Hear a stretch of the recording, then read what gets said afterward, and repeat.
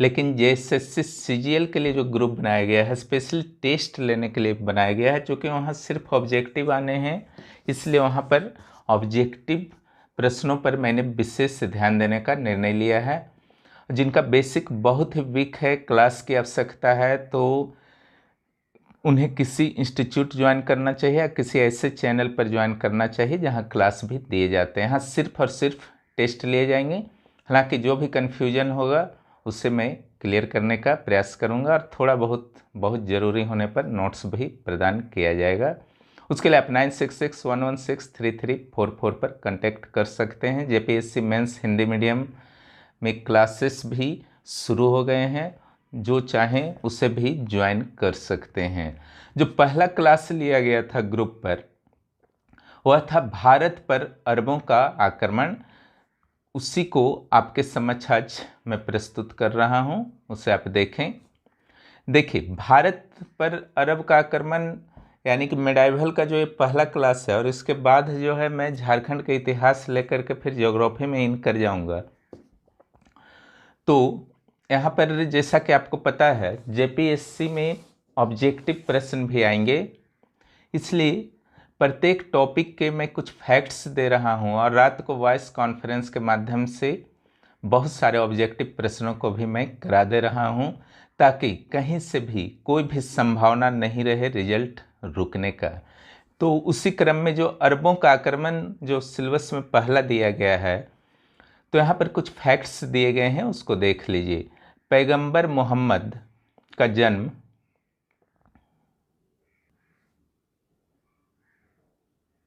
पैगंबर मोहम्मद का जन्म 570 में हुआ था। ओके, और इनकी मृत्यु जो हुई थी, और इनकी जो मृत्यु हुई थी वो 632 में हुई थी। इन्होंने तो अपना कोई उत्तराधिकारी नियुक्त नहीं किया था, तो मदीना में एक जनसभा हुई और अभी अबू बकर को इनका उत्तराधिकारी चुन लिया गया। यही उत्तराधिकारी जो अबू बकर के जो सारे उत्तराधिकारी थे, तो एक खलीफा कहलाए।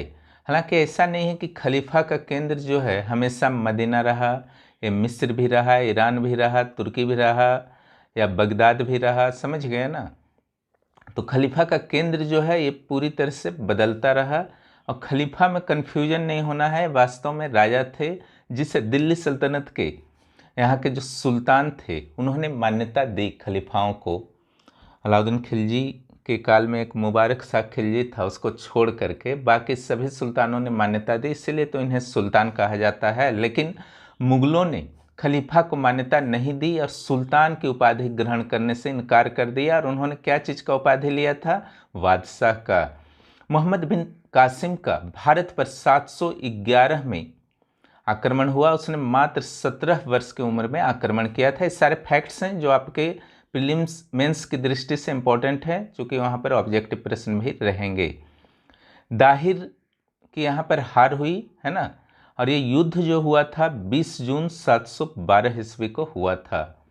लेकिन ऐसा नहीं समझना है कि अरबों का पहला आक्रमण यही था। अरबों का पहला आक्रमण जो था 636 में थाने पर था। इस्लाम को छोड़कर अन्य व्यक्ति जो इस क्षेत्र में रहते थे दो पार्ट में बांटे गए, एक यहूदी और ईसाई। ये जजिया कर लेकर देकर रह सकते थे इस्लामी राज्य में, लेकिन काफिर जो होते थे यानी कि मूर्ति पूजक, इन्हें इस्लाम या मृत्यु में से एक चुनना पड़ता था। एक और ऑप्शन था, भाग सकते थे उस क्षेत्र से।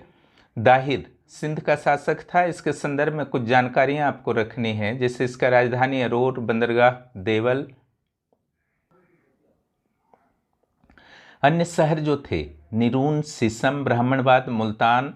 मुल्तान को सोने का नगर कहा जाता था। ये भी आपका इम्पोर्टेंट है ऑब्जेक्टिव की दृष्टि से। अब चलिए मुख्य परीक्षा में जो पढ़ना है उस पर बात किया जाए, ठीक है।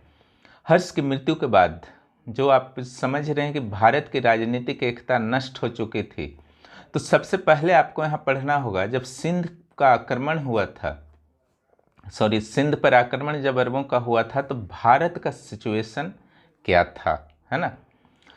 तो हर्षवर्धन की तो मृत्यु हो गई थी और अंतिम हिंदू शासक था जो पूरे उत्तर भारत को एकीकृत रख सका था। हालांकि उसे साउथ में सफलता नहीं प्राप्त हो पाई थी।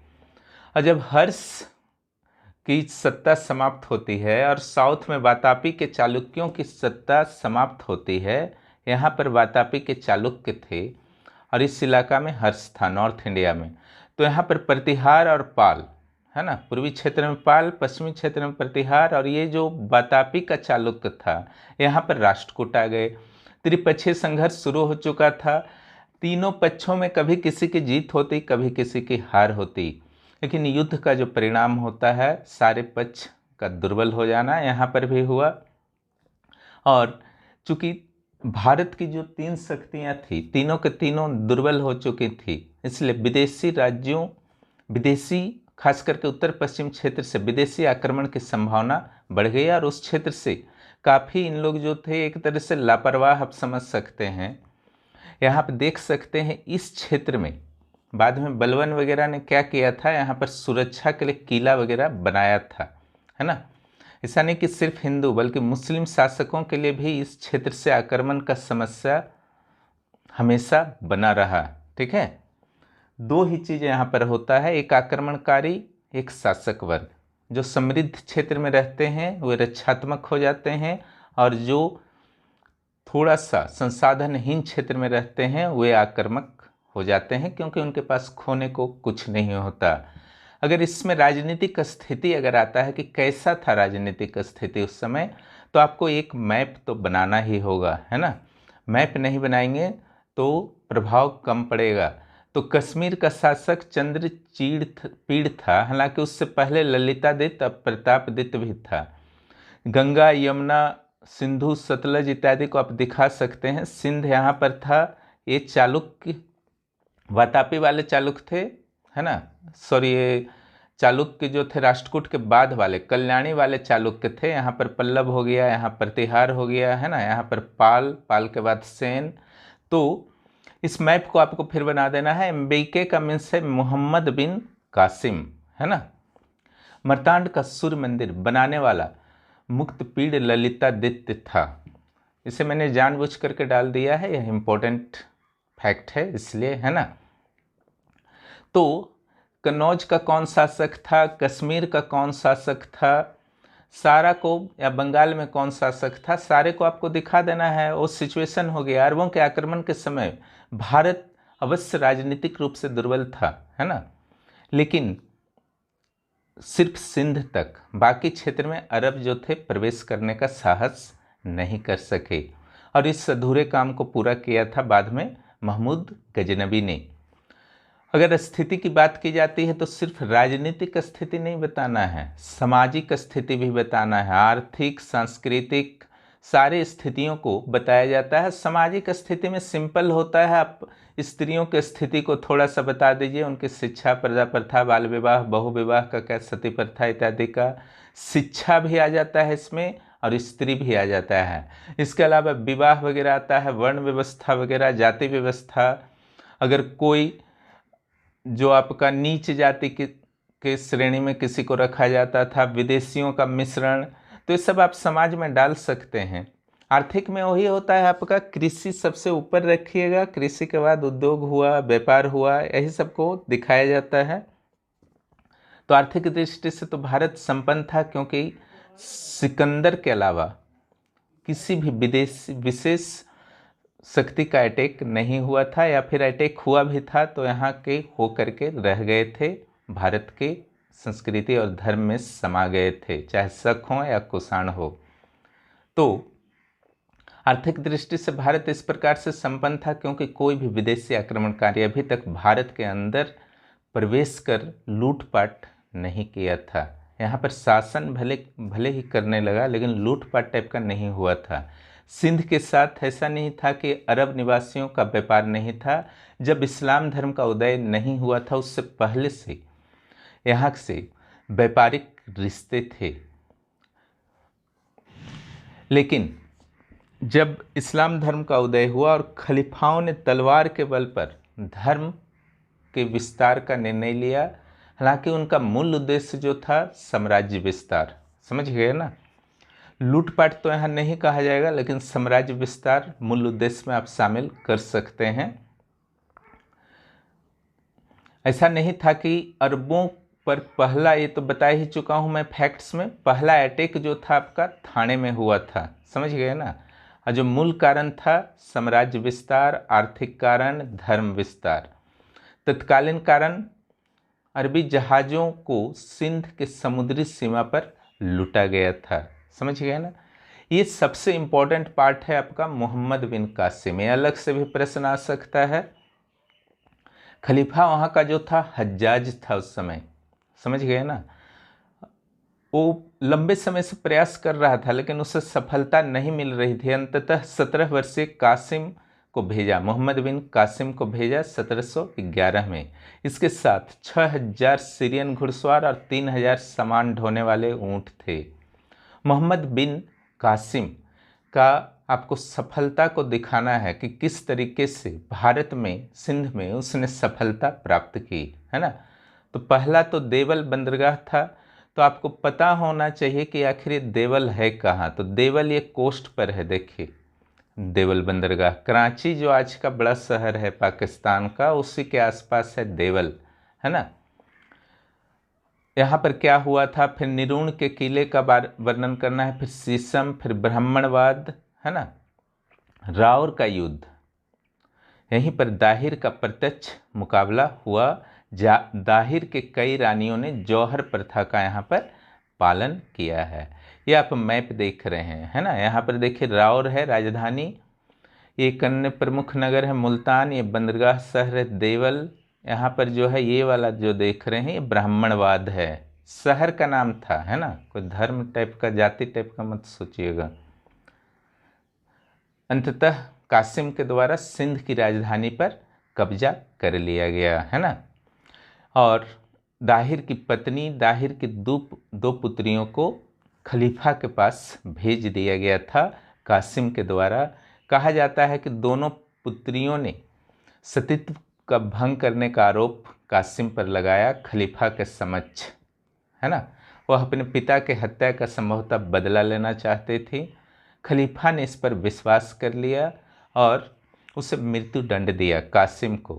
हालांकि बाद में इन दोनों, दाहिर की दोनों पुत्रियों ने खलीफा को कहा कि नहीं ऐसा नहीं था, वास्तव में गलत कहा गया था, बदला लेना चाहती थी।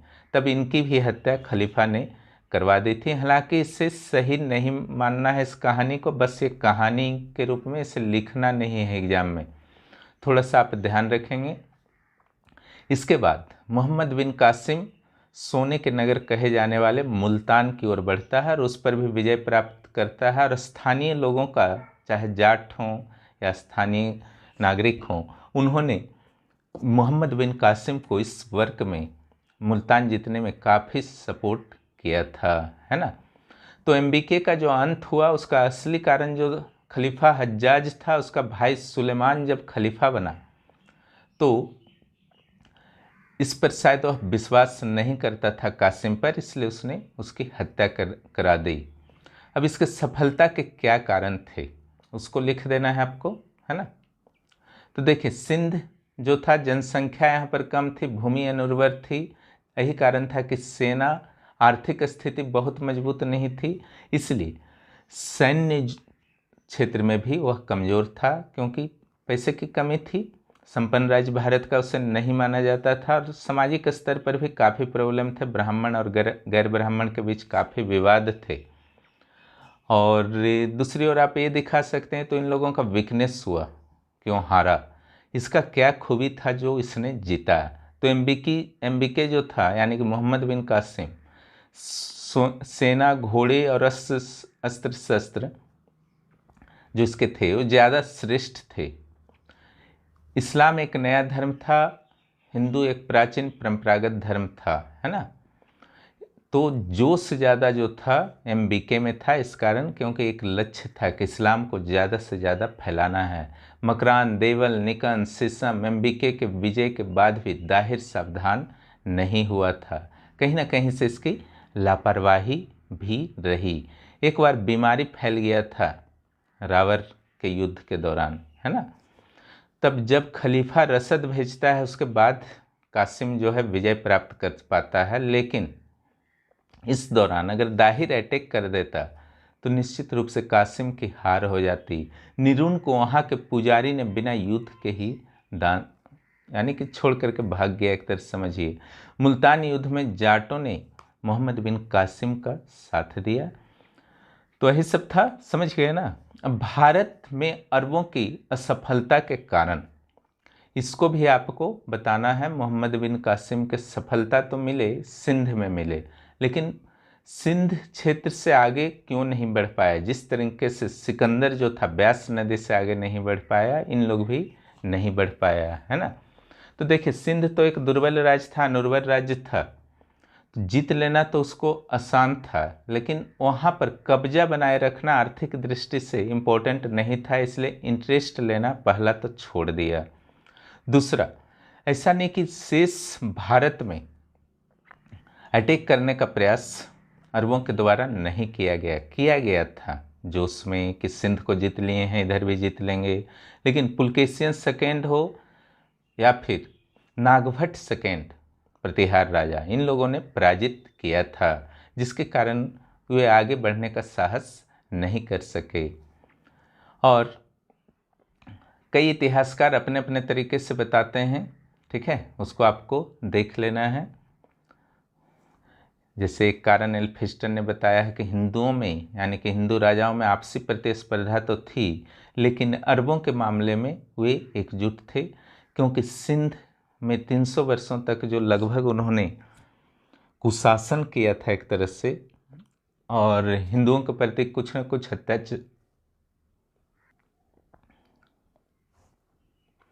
अत्याचार किया था हिंदुओं के प्रति, तो इससे कहीं ना कहीं सावधान हो गए थे मुख्य भारत के, शेष भारत के जितने भी राजपूत राजा थे। और दूसरा, अगर आंतरिक कारण देखें तो खलीफा के शक्ति में कमी आई थी, जिसके कारण भी आपसी संघर्ष वहाँ भी हो रहा था, जिसके कारण उन्होंने इंटरेस्ट नहीं लिया, है ना। तो यहाँ पर आप देख सकते हैं कि इस आक्रमण के बाद भारत में इस्लामी राज की पहली बार, सिंध में ही सही, इस्लामी राज की पहली बार स्थापना हुई और इस्लामी जगत से भारत परिचित हुआ, ठीक है। इसके अलावा अगर कोई विशेष प्रभाव आप देखें तो नहीं पड़ा भारत पर, लेकिन अरब पर और शेष दुनिया पर इस आक्रमण का प्रभाव जरूर पड़ा, और यह प्रभाव भारत से उत्पन्न हुआ था। भारत से साहित्य, स्थापत्य, दर्शन इत्यादि के क्षेत्र में अरबों को प्रेरणा मिली, समझ गए ना। खलीफा अल मंसूर के समय 2 पुस्तक जो है, नाम लिख दीजिएगा, संस्कृत ग्रंथों का अनुवाद अरबी में किया गया, है ना। अरबी में अंक ज्ञान, अरबिक प्रणाली जो आप जानते हैं वास्तव में वो इंडियन ही है, केवल अरबियों ने इसे फैलाया था, समझ गए। इसके अलावा ज्योतिष से अरबियों के द्वारा विश्व को परिचित कराया गया। तो ये तो आपका हुआ, क्या क्या इसमें पढ़ना है अरब आक्रमण में, मोहम्मद बिन कासिम के योगदान को पढ़ना है। चलिए कुछ प्रश्न को देख लीजिए, क्या क्या आ सकते हैं इस टॉपिक से, है ना। तो यहाँ पर देखिए, पहला जो है, भारत पर अरबों के आक्रमण के क्या कारण थे। अरबों के आक्रमण के समय भारत की राजनीतिक स्थिति कैसी थी। अरबों के सिंध आक्रमण में मोहम्मद बिन कासिम का क्या योगदान रहा है। 40 मार्क्स का ये आ सकता है एक साथ, और इस सरल प्रकृति के प्रश्न माने जाएंगे, है ना। देखिए, सबसे बड़ी समस्या जो कैंडिडेट्स को आती है, वह भूमिका और निष्कर्ष लिखने। शायद मेन पार्ट लिखने में समस्या तो नहीं आती है, कुछ न कुछ लिख ही देते हैं, हालांकि वहाँ पर प्रेजेंटेशन को दिखाने में, प्रेजेंटेशन करने में समस्या जरूर आती है, लेकिन फिर भी कुछ कुछ लिखा जाता है। लेकिन ये जो भूमिका और निष्कर्ष है, परीक्षण करें, ये बहुत बड़ा समस्या बना रहता है अधिकांश कैंडिडेट के लिए। इसलिए वहाँ पर जो भी मैं टेस्ट ले रहा हूँ, तो वहाँ पर भूमिका, निष्कर्ष, परीक्षण, मूल्यांकन, है ना, भूमिका, निष्कर्ष, परीक्षण, मूल्यांकन सभी के बारे में मैं लिख देता हूँ। हालांकि मैं प्रोत्साहित करता हूँ कि कैंडिडेट्स खुद से लिखें अपने तरीके से, लेकिन जिनको नहीं समझ में आ रहा तो कम से कम एग्ज़ाम बहुत कम समय है, तो डायरेक्ट भी लिख सकते हैं और धीरे धीरे खुद विकसित हो जाएगा, है ना। तो भारत पर अरबों का आक्रमण भारतीय इतिहास के संदर्भ में एक प्रमुख घटना है। सिंध क्षेत्र की राजनीतिक दुर्बलता का लाभ उठाते हुए अरब के खलीफा के द्वारा अपनी महत्वाकांक्षाओं को धार्मिक रंग देते हुए सिंध में सफलता प्राप्त की गई। इस कार्य में युवा सेनापति मोहम्मद बिन कासिम का योगदान रहा। अब देखिए, भूमिका जब मैंने इस तरीके से लिखा है, ठीक है, तो यहाँ से प्रश्न को जोड़ा है, समझ गए ना। भूमिका में थोड़ा सा हल्का सा पीछे जाना है, वहाँ से आप लीजिएगा, तुरंत भूमिका लिखा जाएगा। निष्कर्ष में थोड़ा सा आगे जाना है, सकारात्मक रहना है, थोड़ा आगे का जो भी आपने लिखा है उसके अनुसार हल्का सा आगे बढ़ना है। भविष्य की संभावनाओं को देखते हुए आप निष्कर्ष लिख सकते हैं, ठीक है। तो अरब का आक्रमण भारतीय एक महत्वपूर्ण सिंध के राजनीतिक दुर्बलता का लाभ उठाते हुए, है ना। तो क्या क्या कारण थे और राजनीतिक स्थिति कैसी थी, देखिए हर चीज़ प्रकट हो रहा है। तो राजनीतिक दुर्बलता एक कारण तो आपका आ गया, और राजनीतिक स्थिति तो दुर्बल था, यह भी आ गया, है ना। धार्मिक रंग दिया, जिहाद वगैरह का नारा देते थे ना। और मोहम्मद बिन कासिम, इस कार्य को देखिए ध्यान से दीजिए, भूमिका कैसे लिखा जाता है। इस कार्य को युवक मोहम्मद बिन कासिम का प्रमुख योगदान रहा। देखिए यहाँ लिख दिया गया है, आप अपने तरीके से इसे लिख सकते हैं, है ना। कारण क्या क्या था नोट्स में दिया जा चुका है, इसलिए यहाँ पर मैंने कुछ नहीं लिखा। राजनीतिक स्थिति यहाँ पर मैंने बता दिया है, इंस्ट्रक्शन दे दिया है, मानचित्र का प्रयोग अवश्य करें। मोहम्मद बिन कासिम, है ना, मोहम्मद बिन कासिम का फिर योगदान लिखा गया। किस तरफ नहीं होगा, ये तरह होगा, है ना। किस तरह से एकक शहरों को मोहम्मद बिन कासिम के द्वारा जीता गया, मकरान से लेकर के सुल्तान तक, मुल्तान तक। इसका विवरण देना है, इसके मृत्यु के बारे में हल्की फुल्की जानकारी दे सकते हैं। तो बॉडी पार्ट हो गया। अब निष्कर्ष आ जाइए। निष्कर्ष जो अरबों की भारत पर आक्रमण ने भारत को पहली बार इस्लामी दुनिया से परिचित कराया। सिंध कहीं ना कहीं अपनी भौगोलिक प्रतिकूलताओं के कारण अनुर्वर भूमि, एक तरह से यहाँ पर एक परिणाम से मैंने ले लिया है, निष्कर्ष में ले सकते हैं। भौगोलिक प्रतिकूलताओं के कारण और अनुर्वर भूमि के कारण भारत का एक दुर्बल राज्य था, इसलिए इसको सफलता मिला। क्योंकि यह दुर्बल राज्य था, क्यों था, यह भी मैंने वर्णन दे दिया। मोहम्मद बिन कासिम सफल रहा, पर 300 वर्षों के शासन के बावजूद अपने आंतरिक कलह और कुशासन के अन्य भागों में, तो एक सकारात्मक चीज़ हुआ कि भारत के शेष क्षेत्रों में अरब जो थे सफल नहीं हो सके। समझ गए ना। भारत और अरबों के आक्रमण का मूल्यांकन करें, ठीक है। भारत पर अरबों के आक्रमण का मूल्यांकन एक कठिन प्रकृति के प्रश्न में मैंने शामिल किया है, समझ गए ना। अब ये मूल्यांकन आ जाता है तो दिमाग घूमने लगता है एग्जाम हॉल में, सारा तो अरब आक्रमण पढ़ के गए हैं, अभी मूल्यांकन कैसे करें, तो दिमाग घूमना जो है स्वाभाविक है। लेकिन घबराना नहीं है, जब आप प्रैक्टिस करके जाएंगे तो हर चीज़ हो जाता है। तो कैसे इसका उत्तर लिखेंगे, है ना। देखिए भूमिका ये लगभग ऊपर की तरह ही आपको लिखनी है, कोई विशेष चेंज नहीं आने जाने का है। मेन बॉडी में जो लिखना है, अरब के आक्रमण के कारण और मोहम्मद बिन कासिम के अभियान, मानचित्र और फ्लो चार्ट का प्रयोग कर इसे आप संक्षिप्त कर सकते हैं।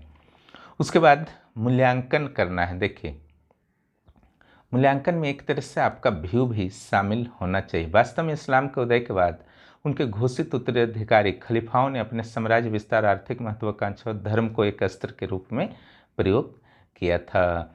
ऐसा नहीं था कि भारत अरब के इस्लाम व्यापारिक रिश्ते पूरी तरह से ये आपके पक्ष का है, आपके पाले का गेंद है मूल्यांकन करना। सोचिए कि किस तरीके से जो भी अरब का आक्रमण हुआ, कहाँ पर गलत था, कहाँ पर सही था, यही सब है मूल्यांकन करना। तो सारे पक्षों को आपको यहाँ पर लिखना होगा। उसी तरीके से अरबी व्यापारी भारतीय व्यापारियों एक दूसरे आम बात थी। यही कारण था कि अरब के खलीफा आर्थिक समृद्धि के बारे में जानते थे और इसके लिए ज़रूरी था कि सिंध पर आक्रमण कर उसे विजित किया जाए ताकि फिर वो आगे बढ़ सकें, है ना। उसके बाद जब अरबों के द्वारा सिंध क्षेत्र पर नियंत्रण कर लिया गया तो भेदभाव रहित शासन व्यवस्था प्रदान, ये इनकी असफलता थी, है ना, अरबों की। देखिए शासन व्यवस्था जो इतना इम्पोर्टेंट होता है कि आप देख सकते हैं कि 1849 में जब अंग्रेज़ों के द्वारा सिखों पर कब्जा किया गया था, सिखों का कत्ले आम करके कब्जा किया गया था, उसके बावजूद उन्होंने एक अच्छा एडमिनिस्ट्रेशन दिया अंग्रेज़ों ने। तो सिख, देखिए 1849 की किस घटना में बता रहा हूँ, है ना, जो एनेक्सेशन हुआ था सिख स्टेट का झारखंड में, सॉरी ब्रिटेन के साथ, ब्रिटिश भारत के साथ, और 1857 में विद्रोह होता है, समझ गए ना। और उसमें सिखों ने भरपूर साथ दिया था अंग्रेज़ों का, क्योंकि उन्हें शासन व्यवस्था इनकी पसंद आई थी, है ना। और मूल्यांकन में आप ये भी डालिए कि हिंदुओं के साथ इन्होंने गलत व्यवहार किया, इस्लाम या फिर आपका मृत्यु, दोनों में एक चुनने को कहा गया, तो वहाँ से पलायन भी करना पड़ा कई हिंदुओं को। अरबों के द्वारा सिंध विजय के बाद शासन व्यवस्था से रिलेटेड है, तो राजपूत शक्तियाँ जो हैं एकजुट हो गई थी अरबों के विरुद्ध, तो पुलकेशिन सेकेंड हुआ, नागभट्ट सेकेंड हुआ, इन्होंने पराजित भी किया। इस प्रकार कहा जा सकता है कि अरबों की सफलता भारत में अधूरी सी थी। वो सिंध क्षेत्र, देखिए मूल्यांकन हो रहा है, ठीक है, मात्र 3 सदियों तक प्रभुत्व बनाए रख सके। भारत में मुस्लिम सत्ता की स्थापना फिर अगले साढ़े होगा, है ना, 450 वर्षों तक संभव नहीं हो पाई। यहाँ पर आपको निष्कर्ष देने का ज़रूरत नहीं है, ठीक है। और मूल्यांकन का अर्थ भी मैंने समझा दिया है कि अरब अपने आक्रमण में कहाँ तक सफल रहे, विचारात्मक प्रश्नों की श्रेणी में आता है। तीसरा जो है सिंध पर अरब के आक्रमण का कारण और प्रभाव, ये सिंपल प्रश्न है, सामान्य उत्तर लिखना है, समझ गए ना।